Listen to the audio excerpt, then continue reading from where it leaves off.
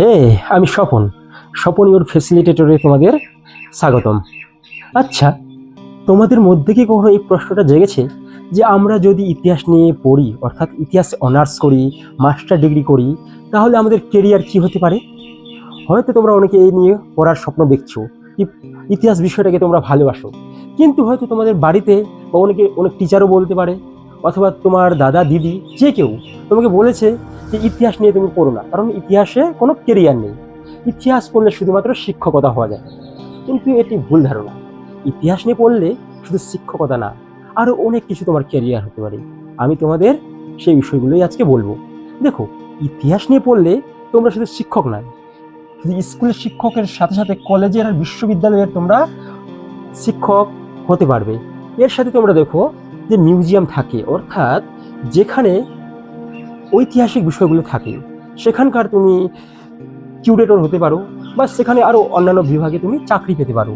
তার সাথে সাথে তুমি যদি ইতিহাসে পিএইচডি করো, তাহলে তুমি রিসার্চ স্কলার হিসেবে কাজ করতে পারো, এবং আরও অনেক কিছু তোমার যে তোমার মনে করো যে মানে গ্রামের কি তোমার কোনো স্থানীয় ইতিহাস তুমি নিজে লিখতে পারো। তার সাথে সাথে তুমি যে কোনো জায়গার, ধরো যে তোমার একটা জায়গার ইতিহাস তোমার জানা আছে, তাহলে সেই জায়গায় তুমি যখন সেখানে অন্য জায়গা থেকে কোনো পর্যটক আসবে, তাহলে তুমি তাদের সেই জায়গার ইতিহাসটা বলতে পারবে, এবং এই হিসেবে তুমি টাকা রোজগার করতে পারবে।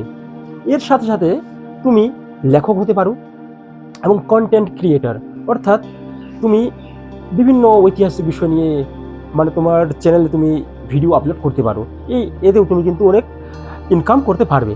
এর সাথে সাথে তুমি যদি ভাবছো যে ইউপিএসসি এবং WBCS এর মতো বড় চাকরির পরীক্ষা দেবে, তাহলে কিন্তু তোমার ইতিহাস জানাটা খুবই জরুরি, এবং ইতিহাসটা ভালো করে জানতে হবে, কারণ সেই WBCS এবং ইউপিএসসির মতো বড় বড় পরীক্ষায় কিন্তু ইতিহাস থেকে প্রচুর প্রশ্ন দেয়। এজন্য আমি বলছি, তোমাদের যাদের স্বপ্ন ইতিহাস নিয়ে পড়ার, তোমরা ভালো করে পড়ো, এবং ইতিহাসে যে কেরিয়ার, সেটা কিন্তু অনেক বড় কেরিয়ার আছে এবং অনেক সুযোগ সুবিধা আছে। ধন্যবাদ।